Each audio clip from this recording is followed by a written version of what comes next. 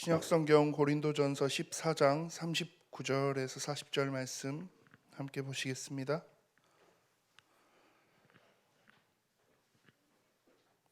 신약성경 고린도전서 14장 39절에서 40절까지의 말씀 우리 함께 합독해서 한번 읽었으면 합니다. 39절부터 40절 함께 읽습니다. 그런즉 내 형제들아 예언하기를 사모하며 방언 말하기를 금하지 말라. 모든 것을 품위 있게 하고 질서 있게 하라. 아멘. 다시 또 조금 지역에 우리 코로나 사태가 조금 심각해지는 분위기인 것 같습니다. 그러다 보니까 제가 이번 주 저희 원래는 수요일은 완도 예일교회 사역을 함께 하고 금요일은 남항 예일교회 사역을 함께 하는데 이번 주 저희 시외권역 현장 사역들을 또 예배를 함께 하지 못해서 조금 급하게 오늘 이렇게 요청을 드려서 오늘 금요 기도에 제가 조금 말씀으로 섬기면 안 될까 이렇게 요청을 조금 드리게 돼서 오늘 조금 변경을 하게 됐습니다. 그래서 이럴 때 아니면 제가 또 저희 광주에 계시는 성도님들하고 금요 기도회로 함께 얼굴 뵙고 하는 것도 좀 쉽지는 않고요. 또 완도 예일교회 남항 예일교회 성도님들이 코로나로 인해서 다시 또 영상으로만 예배해야 되는 그런 흐름이 조금 다시 또 만들어지는 게 너무 좀 개인적으로 조금 아쉬워서 저희가 할 수 있는 최대치의 영적인 도전을 해보고자 조금 오늘 한번 이렇게 요청을 드려서 진행을 하게 됐습니다. 그래서 아마 주보 보시고 또 이렇게 원래대로면 전주영 목사님이 오늘 메시지를 말씀을 함께 증거해 주실 텐데 또 목사님 또 이해해 주시고 또 승낙해 주셔서 오늘 조금 이렇게 변경을 해서 하게 됐습니다. 지역에 우리 함께 하는 이 코로나 사태의 흐름들을 두고 진짜 많이 기도해 주시는 그런 시간들이 되셨으면 하고요. 저희 특별히 우리 예일교회 모든 현장들을 두고 또 특별히 우리 시외권역의 완도 예일교회 남항 예일교회를 두고 늘 기도해 주시는 것처럼 계속해서 함께 꼭 기도해 주시면 너무나 좋을 것 같습니다. 오늘은 제가 고린도전서 14장 39절부터 40절까지의 본문을 함께 했는데요. 고린도전서 이제 10장부터 해서 10장, 11장, 12장, 13장, 14장 넘어오는 이 흐름들이 조금 보면 그 뭐랄까요, 되게 사도 바울이 약간 말이 왔다 갔다 하는 것 같이 보이는, 그리고 굉장히 논란의 여지가 많이 될 수 있는, 또 그러면서 또 굉장히 인기 있는 그런 성경의 본문이기도 합니다. 고린도전서 13장 같은 경우는 저희가 흔히 많이들 이야기하는 사랑장이라고도 이야기하죠. 사랑은 오래 참고 사랑은 온유하고, 그 너무 유명한 그 말씀이 나오기도 하고, 또 너무 얼마나 아름답게 표현되어 있어서 많이 인기 있는 그런 본문이기도 하고, 근데 그 사실 고린도전서 13장 자체만 놓고 보면 되게 뭔가 서정적이고 아름답고 좋은 그런 은혜되는 내용인 것 같지만, 사실 고린도전서 전체에 이렇게 말씀이 흘러가는 흐름을 놓고 보면 모르겠습니다. 제가 조금 삐딱하게 그걸 해석을 하고 있는 걸 수도 있는데요. 고린도전서 13장이 그냥 마냥 사랑은 좋은 거야 라고 이야기하는 그 뉘앙스에서의 방향은 아닌 것 같다라고 저는 생각을 해요. 왜 그러냐면 그 앞에 고린도전서 12장 그리고 오늘 본문인 고린도전서 14장에서 사도 바울이 그 사랑을 이야기하면서 앞 뒤에 이야기하고 있는 어떻게 보면 진짜 중요한 본론의 핵심이 하나가 있거든요. 왜 사랑이라는 그 단어를 사도 바울이 그렇게까지 강조할 수밖에 없었는지, 그거에 대한 이유가 고린도전서 이제 후반부 부분에 보면 나와요. 그 이유가 뭐냐면 결국은 갈등이에요. 조금 수준 높게 수준 높게가 아니라 유치하게 이야기하면 고린도 교회 안에서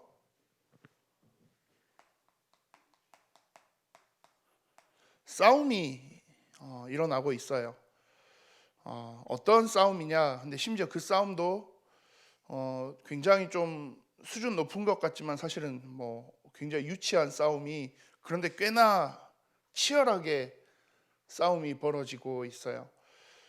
고린도전서를 보면 처음부터 사도 바울이 이렇게 쭉 고린도전서 1장부터 이렇게 쭉 함께 이야기하는 그 말씀 속에서의 흐름을 쭉 이렇게 보다 보면 아, 고린도 교회에 분명히 지금 이게 있구나라는 게 보여져요. 그래서 1장에서는 처음에는 파가 갈려 있는 것처럼 이야기를 해요. 뭐 게바파, 베드로파, 뭐 아볼로파, 뭐 바울파, 뭐 혹은 그리스도파, 뭐 이렇게 해서 여러 파가 고린도 교회가 갈라져 있다라고 사도 바울이 이제 이야기를 하고 있으니까요. 그래서 아, 뭐 그런 파벌 싸움이 조금 있나 보구나 하는데 뭐 그 싸움, 그 분위기가 그런 영적인 흐름들이 계속 되어 있다 보니까 모든 게 다 서로 어떻겠습니까? 부딪히고 충돌이 일어날 수밖에 없겠죠. 그래서 이 갈등이 일어나고 있어요. 그런데 그 과정 속에서 이 쭉 이야기들을 그래도 사도 바울이 이렇게도 저렇게도 다양한 방면의 주제들을 가지고 교회는 이런 방향으로 가야 돼라고 이야기하면서 12장쯤에 들어오면서부터 사도 바울이 은사에 대한 이야기를 꺼내요. 그러면서 뭐 은사가 여러 가지가 있는데 방언하는 은사도 있고 예언하는 은사도 있고 병을 고치는 은사도 있고 다양한 은사들이 많이 이제 있다. 그러면서 또 그 이야기들 쭉 이렇게 해요. 그 이야기의 뒤에 숨겨진 의도는 뭐겠습니까? 반대로 거기서 밝혀지는 사실은 뭐겠습니까? 고린도 교회가 또 무엇을 가지고 싸우고 있다라는 거예요. 은사를 가지고 싸우고 있다라는 말인 거예요. 은사를 가지고 싸운다는 게 무슨 말입니까? 이걸로 약간 그 순위 싸움을 하고 있는 거죠. 나도 은사가 있고 이 사람도 은사가 있어요.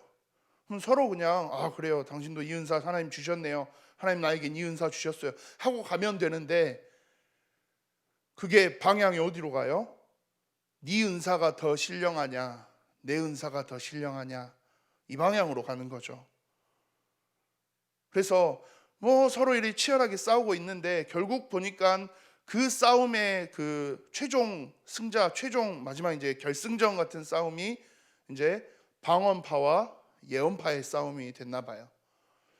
제일 이제 큰 세력인 거죠. 그래서 방언하는 게 진짜 신령하다, 예언이 더 신령하다, 그거 가지고 얼마나 치열하게 싸웠으면 사도 바울이 이제 막 그 이야기를 하는 12장에서 그래서 사도 바울이 하고 싶었던 이야기는 그거였어요. 방언이 낫냐 뭐 예언이 낫냐, 그게 도대체 뭐 무슨 의미가 있냐, 이래저래 달래고 이래 하면서 그 과정 속에서 고린도전서 13장에 갑자기 이야기를 툭 틀면서 사랑 이야기를 하는 거예요. 방언이 중요하냐 예언이 중요하냐, 아니 사랑이 중요하다, 그 이야기인 거죠. 아무리 천사의 말을 한다 한들 사랑이 없으면 그거 울리는 꽹과리 소리 아니겠냐. 아무리 뭐 예언 연사를 한다 한들 사랑이 없다면 그게 도대체 무슨 의미가 있냐. 그러면서 사랑이 무엇인지에 대해서 설명하는 게 고린도전서 13장인 거죠. 그러니까 고린도전서 13장이 사랑장, 되게 그 좋은 그것도 맞지만 사실은 이 싸움을, 이 치열한 갈등을 정리하고 중재하기 위해서 일부러 사도 바울이 한번 이렇게 이야기의 흐름을 툭 틀었던 그런 본문이기도 해요. 근데 그러고 그렇게 해서 고린도전서 13장에 사랑에 대한 그 고백들을 쭉 잘 마무리를 한 것처럼 보였어요. 그런즉 믿음, 소망, 사랑, 이 세 가지는 항상 있을 것인데 그 중에 제일은 사랑이라 하고 드디어 이제 딱 끝난 줄 알았어요. 그런데 14장에 다시 방언과 예언에 대한 이야기를 또 꺼내요. 그러면서 14장 전반부에 보면 이제 방언과 예언, 이 은사에 대한 그 논쟁들을 다시 막 또 끄집어내면서 뭐가 맞겠냐, 방언을 하는 게 맞냐, 예언을 하는 게 맞냐, 그렇게 이야기들을 쭉 해요. 근데 곰곰이 이렇게 14장 전반부 중반까지 이렇게 쭉 지나가다 보면 사도 바울이 뭔가 방언보다는 예언 쪽에 손을 이렇게 들어주는 것처럼 보여져요. 방언을 하고 있으면 그게 밖에 있는 사람들이 만약에 교회로 와서 보는데 다 방언하고 있으면 그 사람들이 뭘 하겠냐, 너희를 보고 미쳤다 하지 않겠냐. 그럴 거면 차라리 예언이 조금 더, 예언은 그래도 와 이거 신령하다, 이거 뭔가 하나님이 미래를 알려주시니까 이거 무섭다, 그러기 위해서 하나님이라도 바라볼 거니까 예언이 조금 더 낫지 않겠냐라는 뉘앙스로 이야기를 해요. 그러면 이 갈등과 싸움 속에 있는 사람들 입장에서는 어때요? 아마 그거 보면서 그랬겠죠. 사도 바울이 방언에 힘을 준다, 아니면 예언에 힘을 준다, 우리가 이겼다, 우리가 맞았다, 그렇게 있는데 그 모든 걸 다 이제 무너뜨리는 그 작업을 위해서 사실 사도 바울이 이 고린도전서 14장을 이야기를 하고 있어요. 근데 고린도 교회 성도들은 여기에 집중하고 있었어요. 누가 더 높냐? 누가 더 세냐? 누가 더 신령하냐? 근데 사도 바울은 고린도전서 12장부터 사실 고린도전서 전체에서도 다 그렇지만 계속 일관되게 사도 바울이 이야기하고 있는 목표가 하나가 있어요. 방향이 하나가 있어요. 지금 누가 맞아요? 얘네가 이렇게 해서 우리도 지금 이렇게 싸우고 있어요. 얘네가 이 말을 해서 우리도 이렇게 하고 있어요. 이거 누가 맞아요? 라고 너무 힘들어서 이야기하는 고린도 교회에게 사도 바울이 하는 대답은 그거예요. 너네 다 틀렸다 이거예요. 너네 지금 다 틀리고 너네 지금 다 착각하고 있다라는 이야기를 해요. 왜 우리가 다 틀렸고 왜 착각했습니까?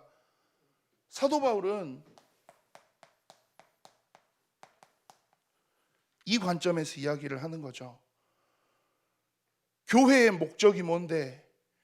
하나님이 너희를 교회로 세우시고 그리스도를 머리로 한 하나의 몸 지체로 삼으신 이유가 뭔데?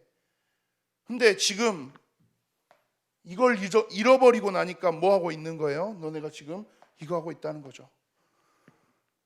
사실 진짜 중요한 본론이 이게 아닌데, 이거 서론인데, 이 서론에 집중한 나머지, 심지어 이 서론에 너무 감정이입해서 서로 싸우고 분열하고 갈등한 나머지 진짜 중요한 본론을 놓치고 있다라는 거예요. 그러면 우리가 해야 되는 진정한 사명이 무엇입니까? 라고 했을 때 사도 바울이 이야기하는 건 오늘 고린도전서 14장에 보면 한 단어가 조금 되게 많이 반복되는 단어가 있어요. 그게 저희 오늘 본문에는 나오진 않지만 고린도전서 14장 전체적으로 굉장히 많이 반복되는 단어 하나가 덕이라는 단어가 나와요. 14장 3절부터 5절까지 보면요, 그러나 예언하는 자는 사람에게 말하여 덕을 세우며 권면하며 위로하는 것이요, 방언을 말하는 자는 자기의 덕을 세우고 예언하는 자는 교회의 덕을 세우나니 나는 너희가 다 방언하기를 원하나 방언 말하기를 원하나 특별히 예언하기를 원하노라. 만일 방언을 말하는 자가 통역하여 교회의 덕을 세우지 아니하면 예언하는 자만 못하니라. 이게 그냥 얼핏 말만 보면 방언보단 예언이 더 나아, 그 이야기를 하는 것 같지만 사도 바울이 지금 하고 싶은 이야기의 핵심은 계속 반복된 단어 교회의 덕을 이야기해요. 덕이라는 단어가 무슨 뜻입니까? 그 덕이라는 단어 저희가 이제 보통 그 불교에서 꼭 스님들이 뭐 이렇게 할 때 많이 쓰는 단어처럼 약간 저도 약간 그 뉘앙스의 덕이라는 단어는 꼭 불교적인 용어처럼 그러게 하는데 사전적으로 덕이라는 단어를 찾아보면 그래 돼 있어요. 공정하고 남을 넓게 이해하고 받아들이는 마음이나 행동, 그걸 덕이라고 이야기해요. 공정하고 그리고 다른 사람을 넓게 이해하고 받아들이는 마음이나 행동. 그러면 사도 바울이 지금 하고 싶은 이야기는 그거예요. 교회가 덕이 있어야 된다는 거예요. 무언가 일을 행함에 있어서도, 교회가 무언가를 움직여가는 데 있어서도 덕스럽게 해야 된다라는 거예요. 그게 뭔데요? 이거 하고 있을 일이 아니라 이 사람을 이게 맞고 틀리고 이 사람을 공격하고 이 사람을 뭔가 때리고, 그게 목적이 아니라 그 사람을 이해하고 받아들일 수 있도록 하라는 거예요. 서로 간의 관계, 교회 안에 성도 간의 관계에서 있어서 이 사람을 이해하고 조금은 받아들일 수 있도록 자세를 우리가 품고 가라는 거예요. 그리고 더 넓게는요, 어디를요? 우리의 현장을, 내가 서 있는 나의 현장을 이 교회가 덕의 중심을 가지고 바라볼 수 있어야 된다라는 거예요. 이해하고 받아들이라.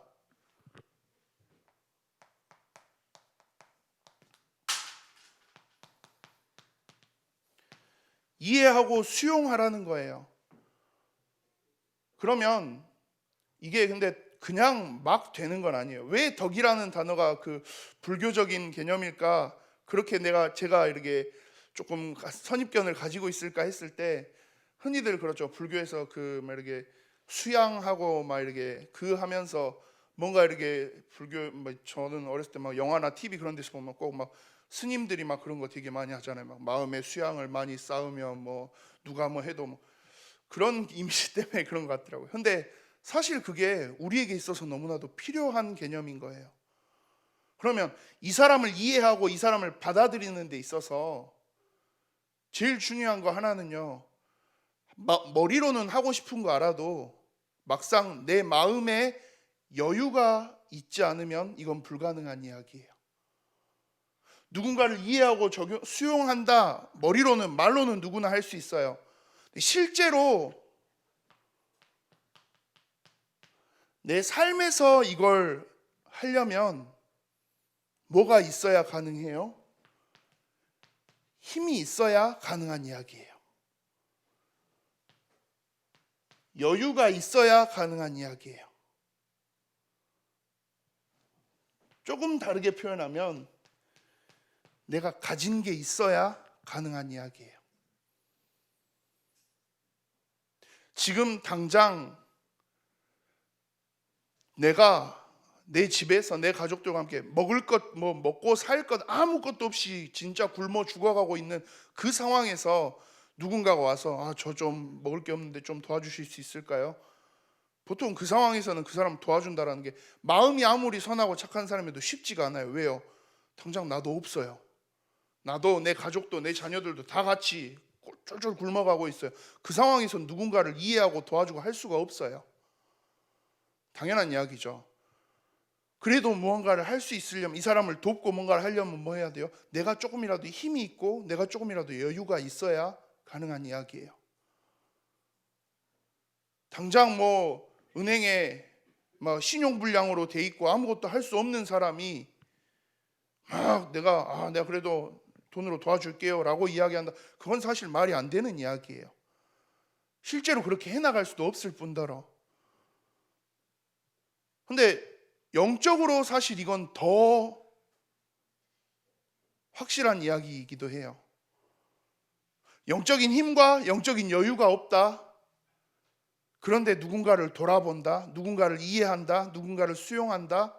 내 삶의 영역에서 내가 살아가는 현실의 나의 삶 속에서 내가 누군가를 이해하고 수용한다. 흔히 세상 말로 먹고 살기도 지금 정말 치열하고 힘든 그 시대, 그 세상을 지금 우리가 살아가고 있는데, 지금 내 한 몸, 내 현장에서 살아가고 버텨내는 것도 쉽지 않은 그런 치열한 현실인데, 이 속에서 내가 내 앞가림도 불분명한데 누군가를 돕고 누군가를 이해하고 누군가를 수용해요? 불가능한 이야기인 거죠. 그러면 이 사명을 감당할 수 있으려면, 이게 우리에게 사명이라는데, 우리의 현장을 살리고, 분명한 건 우리의 현장에, 내 주변에 이 복음 알지 못해서 죽어가고 완전 멸망해가고 있는 그 영혼들이 너무나 많이 있는데, 근데 그 사람들을 보고 도울 수 있을 만큼의 내가 힘과 여유가 없는 거예요. 그러다 보니까 덕은 고사하고 그냥 서로 이 싸움 하고 있기도 바쁜 거예요. 무슨 말입니까? 고린도 교회가 결국 고린도 교회 성도들이 가장 중요한 영적인 힘, 영적인 여유, 하나님이 주신 은혜, 이것들이 이미 메말라 버렸다라는 이야기인 거죠. 그러니까 상황이 여기까지 번져가는 거예요. 사도 바울이 그래서 지금 그 이야기를 하는 거예요. 아니야, 지금 너네 좀 많이 잘못 왔어. 꽤 지금 많이 비껴나서 꽤 많이 진행돼서 완전 다른 길로, 너희 지금 약간 번지수를 완전히 잘못 찾고 있는 것 같아. 그 이야기를 하고 있는 거죠. 근데 고린도 교회 성도들 입장에서는 어찌 보면 덕이라는 단어를 이야기하는 사도 바울이 되게 거리감 느껴질 수도 있을 거예요. 아니, 지금 우리 이 치열한 싸움을 하고 있는데 덕 뭐 이런 거, 그건 너무 양반, 너무 점잖은, 너무 이상적인 이야기 아닙니까? 우리에게 있어서 여러분들의 현장에서 그리스도인으로서의 덕스러움을, 교인으로서 우리 예의교회가 이 현장에서 교회로서의 덕을 갖추고 살아갑시다. 말은 좋지만 우리가 부딪혀야 되는 그 현장은, 현실은 어때요? 쉽지 않은 게 사실이잖아요. 그러기에는 우리가 지금 처해 있는 우리의 현장의 모습들이 진짜 쉽지 않은 게, 저는 이번 주 되게 조금 좀 분하고 속상하고 화도 나고 막 하더라고요. 겨우 조금 이제 회복한다 그러고 있는 찰나였는데, 원래대로면 이번 주 저희 주일날은 남학예의교회 순회예배 이제 뭐 이렇게 쉬거든요. 그런 것도 조금 이렇게 다시 이제 원래대로 회복이 되는구나. 세례교육도 저희 다시 시작하고 되게 좋았거든요. 그런데 다시 또 이게 혹시 툭 꺾이나 하니까 이게 너무 분하더라고요. 그러면서 여유롭게 뭔가 이걸 바라봐지는 게 이게 쉽지는 않더라고요. 그러다 보니까 그래도 내가 할 수 있는 뭐라도 최대한 해봐야 되겠는데, 기도하면서 내가 할 수 있는 최대치를 한번 뽑아내 봐야 되겠는데, 근데 제가 영적으로 이게 충분히 올라서지 않고 준비되지 않으면 당장 저부터도 그냥 하루하루 제 삶을 살아내는 것도 버거워지더라고요. 덕이라는 단어, 교회가 덕을 세우고 간다라는 단어, 좋은 단어인데 분명히 이게 되게 어려운 단어이긴 해요. 내 현실과는 조금 동떨어져 있는 단어이긴 해요. 근데 그건 사실 철저하게 이건 어디에서의 이야기입니까? 내 기준에서의 이야기예요. 내가 힘이 어디 있어요? 내가 여유가 어디 있어요? 내가 가진 게 어디 있어요? 근데 우리가 여기서 놓치고 있는 사실 하나는요, 내가 가지고 있는 걸 하라는 게 아니고요, 다른 존재가 있어요. 진짜 중요한 참 주인이 있어요. 내 힘으로, 내 여유로, 내가 가진 걸로 내 주변, 내 현장을 살리라, 그 말이 아니고요, 그거 할 수 있도록 힘 주시는 분이 있다라는 거예요. 그 여유를 가질 수 있도록 나에게 이 영적인 여유와 안정감과 모든 보호를 확정적으로 이야기해 주시며 지켜주시는 분이 있다라는 거예요. 나는 가진 게 없고 나는 할 수 있는 게 아무것도 없는데 그 모든 것 채워주실 수 있는 진정한 이 땅의 주인 되시는 그분이 있다라는 거예요. 그러면 이야기가 이게 달라지는 건데, 자, 기준을, 초점을, 시선을 나에게로 맞춰놓고 가면, 그러면 이거 너무 어려운 이야기예요. 그런데 그 우리의 시선을, 초점을 내가 아니라 나를 뒤에서 도우시고 함께 하시고 지키시고 보호하시고 앞으로도 인도해 가시는 그 분이 있다라는 사실을 우리가 기억하면서 그분께 우리가 우리의 시선을 두기 시작하면, 그러면 이야기는 이건 달라지는 거죠. 그러니까 고린도 교회 성도들이, 사도 바울 입장에서 고린도 교회 성도들이 아쉬운 건 그거죠.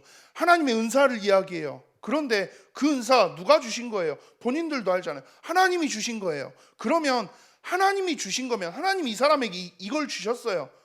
그럼 그걸로 된 거예요. 하나님이 이 사람을 이렇게 쓰시려는 거예요. 하나님이 나에게는 다른 것을 주셨어요. 하나님 그걸 가지고 나를 다르게 쓰시려는 거예요. 하나님이 또 이 사람에게는 또 새로운 무언가를 또 주셨어요. 그럼 이 사람을 통해서 하나님은 그렇게 쓰시려는 거예요.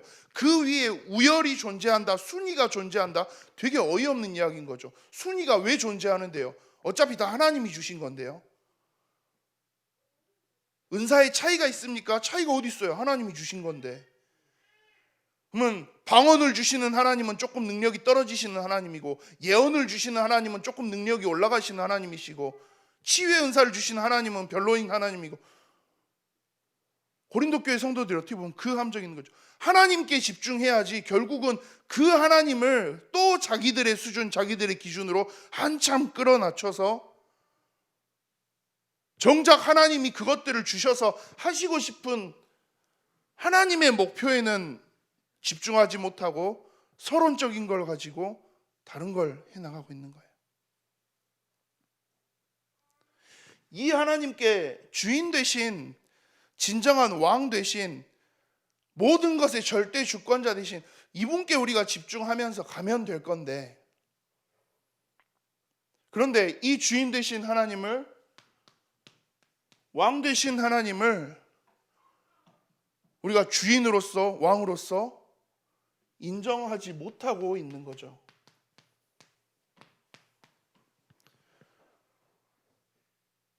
사도 바울이 하고 싶은 이야기는 그거예요. 하나님이 주인 되시고 왕 되심을 인정하라는 거예요. 하나님에게 있어서 우열이 존재하지 않아요. 하나님에게 있어서는 순위 뭐 이런 거 아무 의미가 없어요. 애초에 그 모든 게 다 하나님의 뜻 속에서 하나님이 계획해서 주신 건데요. 하나님이 바라보는 시선은 오직 어디에 있어요? 이거에 있어요. 이 사명에 있어요. 이 덕을 가지고 우리의 현장에 하나님의 은혜를, 하나님의 능력을, 하나님의 영광을 드러내도록 하는 것. 하나님의 목표는, 시선은, 관심은 오직 거기에만 있는데 어디에 빠져 있는 거예요? 나 중심에 빠져 있는 거예요. 교회가, 많은 성도들이 물질과 현실 중심에 빠져 있어요. 그리고 여기에 성공 중심에 빠져 있는 거예요. 이스라엘 백성들의 역사가 보여주는 증거 중에 하나죠. 물질의 풍요로움이 찾아오고 안정되고 평화로운 성공의 시대가 찾아오면 그때부터 이스라엘 백성들은 여지없이 뭘 하기 시작해요? 주인 되시고 왕 되신 하나님을 잊기 시작해요. 그리고 가장 중요한 원래의 목적, 사명, 이걸 잊어버리기 시작해요. 그리고 뭐 해요? 현실과의 싸움을 시작해요. 굉장히 현실적인 싸움을 시작해요. 그러다 보니까 어떻게 됩니까? 재앙시대가 바로 찾아오는 거죠. 언약은 이미 온데간데 없어지는 게 당연해지는 거예요. 이스라엘 백성들만 그렇습니까? 사실 이게 우리의 이야기이기도 해요. 우리 또한 이 코스를 늘 밟아가면서 살아요. 정말 힘들 때는 하나님 나 이번 한 번만 도와주시면, 하나님 저 한 번만 살려주시면, 제가 맨날 그랬거든요. 어렸을 때. 뭐 지금도 항상 그래요. 보면 하나님 이번 것만 좀 잘 넘어가게 해주시면, 하나님 내가 이제 똑바로 넘어가면 하나님께 영광, 최고의 하나님 감사합니다. 그리고 조금 평화로운 시간들이 지나가면요, 다시 무감각의 영역으로 제가 슬슬 들어가기 시작해요. 나 편한 거, 내가 좋아하는 거, 이쪽 중심으로 자꾸 가요. 하나님의 영광을 위해서 죽어가는 나의 현장을 향해서가 아니라 이거 조금 나한테 좋겠는데, 이렇게 하면 내가 조금 더 인정받을 수 있겠는데, 교회 안에서도 이렇게 가요. 하나님의 영광을 위해서. 그런데 그래도 조금 내가 더 인정받을 수 있는 거, 그래도 내가 조금 더 이렇게 어깨를 세울 수 있는 거, 현장에 가서도 똑같이 그래요. 근데 현장에 가서는 조금 다르죠. 내가 어떻게든지 여기서 살아남아야 되니까, 내가 어떻게든지 여기서 조금 더 안정된 것들을 찾아낼 수 있도록 발판을 마련해야 되니까 어떻게 해요? 이런 거 다 놔두고 여기만 집중하면서 가는 거죠. 마치 나의 주인 되시고 나의 왕 되신 하나님이 내 현장에는 역사하시지 못할 것처럼. 그러니까 여기 사명에 대한 걸 이야기하기까지 너무 먼 이야기가 돼버리는 거죠. 우리가 무엇을, 이 상황 속에서 우리가 무엇을 회복해야 되는 걸까요? 라고 했을 때 사도 바울이 고린도전서 14장을 통해서 하고 있는 이야기는 결국 그 이야기예요. 그런즉 내 형제들아, 예언하기를 사모하며 방언 말하기를 금하지 말라. 모든 것을 품위 있게 하고 질서 있게 하라. 33절에 보면요, 사도 바울이 이렇게 이야기해요. 하나님은 무질서의 하나님이 아니시오 오직 화평의 하나님이시니라. 하나님이 어떤 분이시냐? 하나님은 무질서의 하나님이 아니고 화평의 하나님이시래요. 그 속에서 하나님이 하고 싶은 하나님의 질서, 하나님의 품위, 순서를 이야기하는 거죠. 정확하게 해야 될 것 정확하게 하라는 거예요. 근데 이게 이 관점에서 놓고 보면, 세상의 관점에서 놓고 보면 쉽지 않은 이야기예요. 어떤 의미에서는 그냥 조금 약간의 우리가 불법과 편법을 조금 이렇게 눈 감아서 가면 훨씬 더 쉽게 이렇게 딱 지나갈 수 있는 길이에요. 그런데 그거 말고 그냥 좀 돌아가더라도 돌아가라는 거죠. 무엇을 위해서요? 덕을 위해서요. 무엇을 위해서요? 하나님의 일을 위해서요.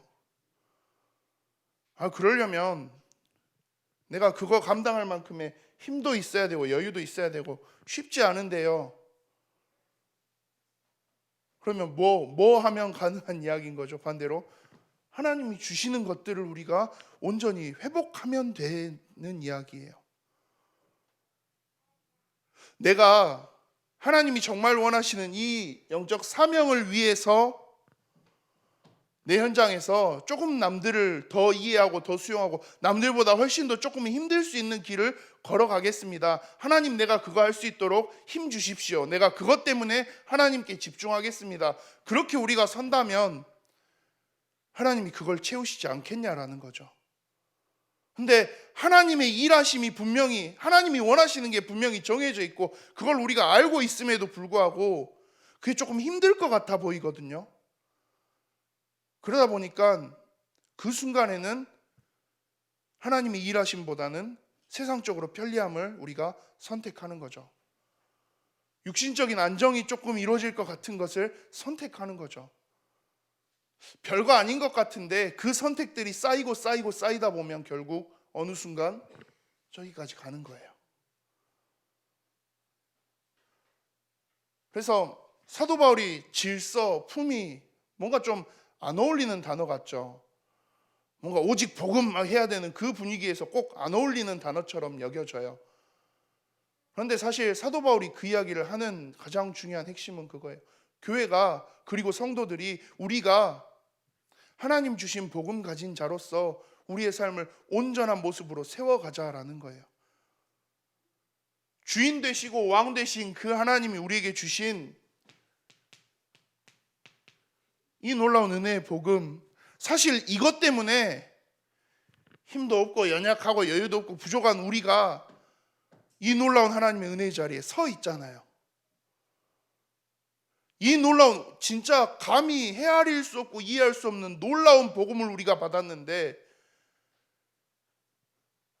그 복음을 우리가 온전히 오늘 제목처럼 복음이 복음 되어지도록 받아들이지 않고 살아가지 않는 거예요. 하나님이 너무나도 놀라운 은혜를 우리에게 주셨는데 이 은혜가 마치 너무 값을 헤아릴 수 없을 만큼 측량할 수 없고 형언할 수 없어서 그냥 값을 매기지 않고 주신 건데, 마치 우리가 그거를 그냥 무료 떨이 처리해서 그냥 어쩌다 얻은 것처럼 꼭 우리가 그렇게 우리의 삶으로 이 은혜를 살아간다라는 거예요. 누군가를 이해하고 수용할 수 있는 그런 힘과 여유가 나는 없는데요. 그래서 이 사람 내가 찍어 누르고 짓밟고 올라서서 그래서 내가 승리하고 내가 이겼다, 난 좀 그래야겠는데요 라고 이야기한다. 그러면 나는 그거 이해하고 수용할 여유가 없어요 라고 이야기한다면, 하나님은 당신을 이해하고 수용하고 다 받아주시고 그런 당신을 위해서, 그런 나를 위해서 독생자 예수 그리스도를 죽기까지 내어주시고 창세전부터 계획하시고 준비하신 그 모든 구원의 여정을 이루어 가셨는데요, 여유가 없어요? 힘이 없어요? 하나님이 물론 그렇게 반응하시지는 않겠지만 하나님 들으시면 되게 서운하실 법한 이야기인 거죠. 그 말은 무슨 말이에요?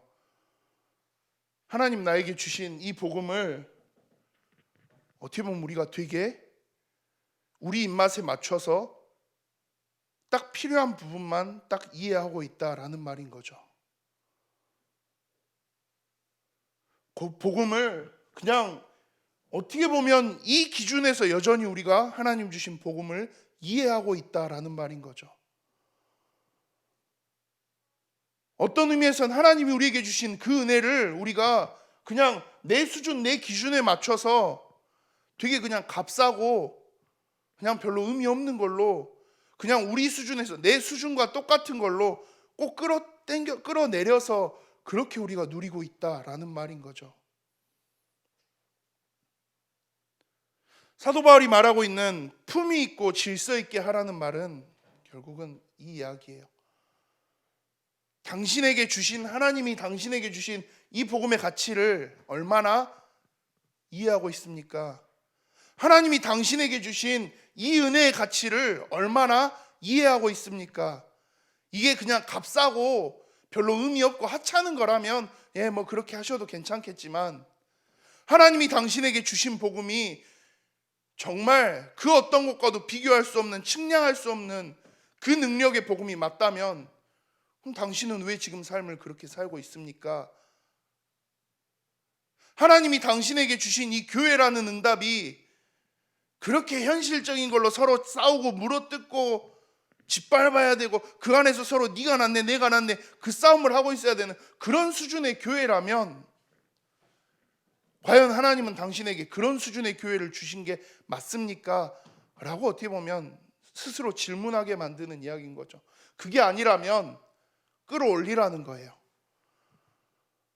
진짜 하나님 나에게 주신 그 복음의 수준에 맞게, 그 하나님의 모습에 맞게 질서도 갖추고 품위도 갖추고 덕 있게 하라는 거예요.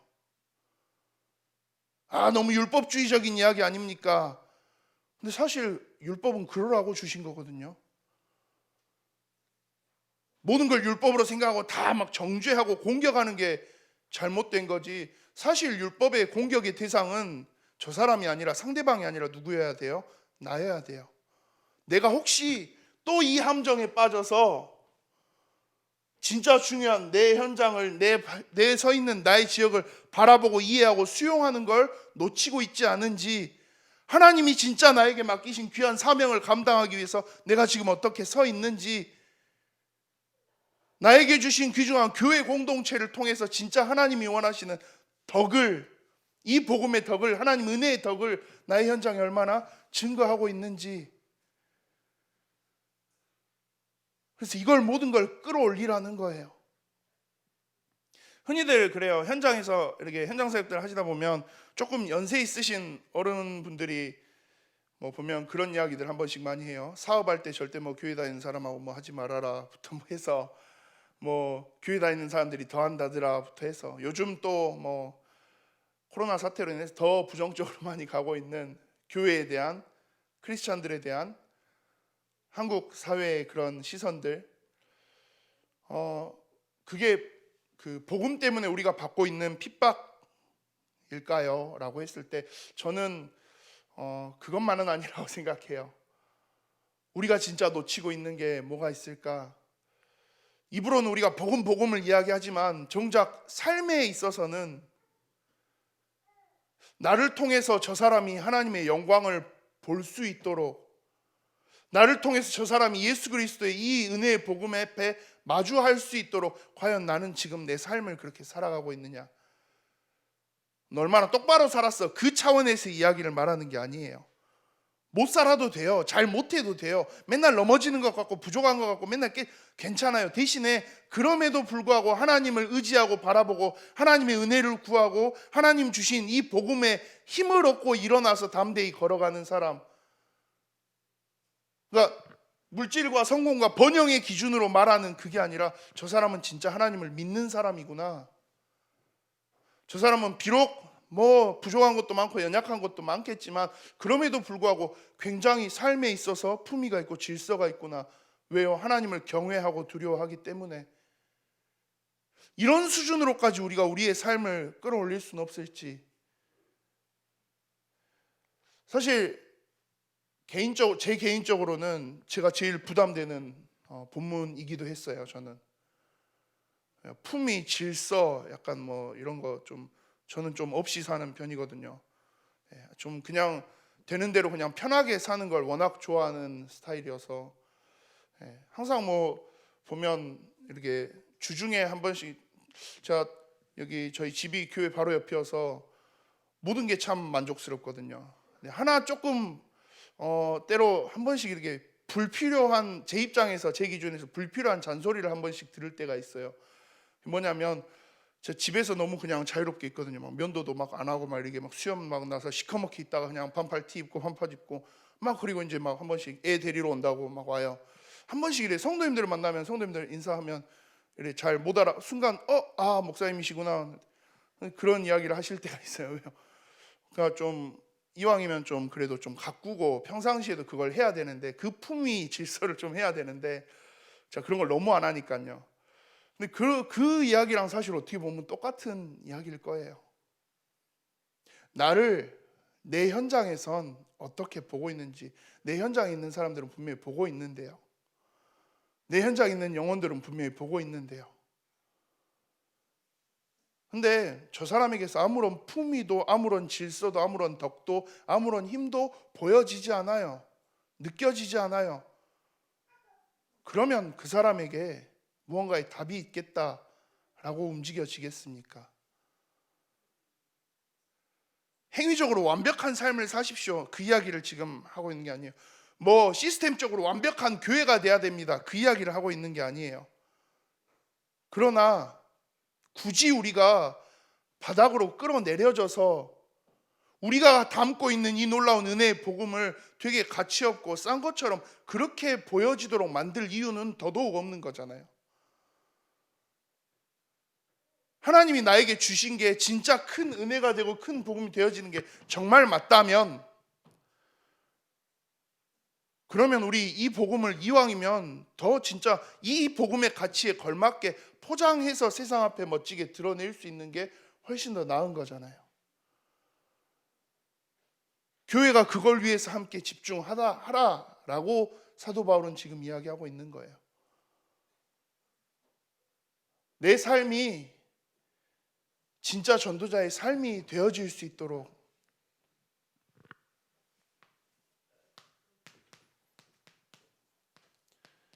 이 응답을 향해서 우리가 조금 함께 설 수 있었으면요.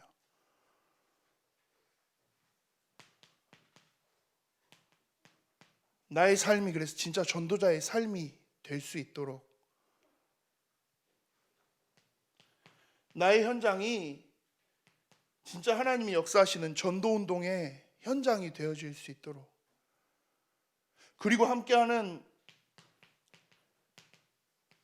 내 교회가 이 귀한 전도운동 함께하면서 우리 늘 말씀 속에서 듣고 있는 하나님이 원하시는 교회다운 교회의 응답을 향해 나아갈 수 있도록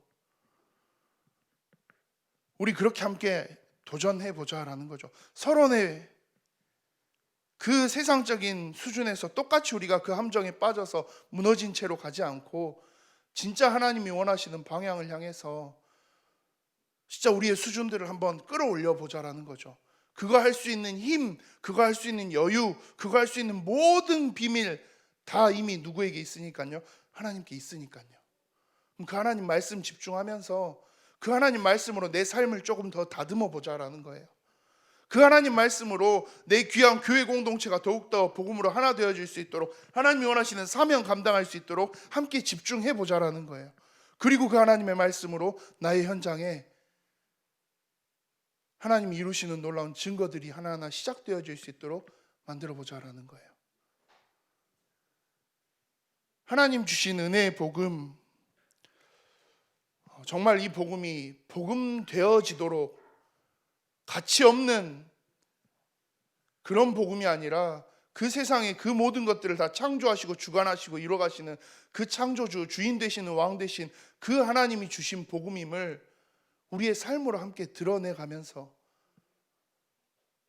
그 일에 귀중하게 쓰임 받아갈 수 있는 내가, 그리고 우리 예일교회가 되어질 수 있도록 그렇게 함께 기도하며 서시는 우리 모든 예일교회 성도님들 되시기를 소망합니다.